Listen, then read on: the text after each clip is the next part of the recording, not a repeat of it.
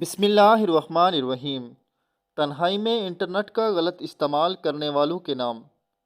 رونگٹے کھڑے کر دینے والی حدیث۔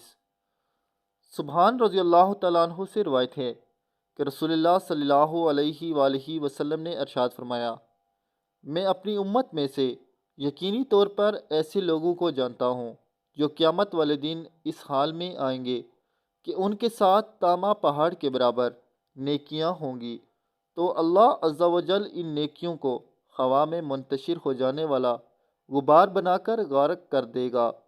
تو سبحان رضی اللہ تعالیٰ عنہ نے عرض کیا، اے اللہ کے رسول صلی اللہ علیہ وآلہ وسلم، ہمیں ان لوگوں کی نشانیاں بتائیں، ہمارے لیے ان لوگوں کا حال بیان فرمائیں، تاکہ ایسا نہ ہو کہ ہم انہیں جان نہ سکیں اور ان کے ساتھ ہو جائیں۔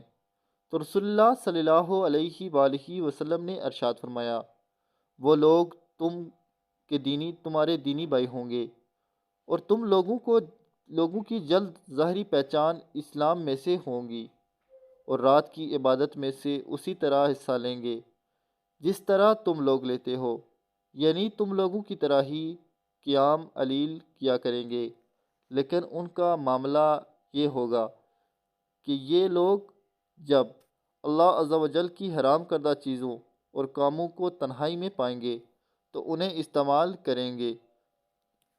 دعا ہے اللہ پاک ہمیں بے حیائی والے کاموں سے بچنے کی توفیق عطا فرمائے۔ آمین ثم آمین۔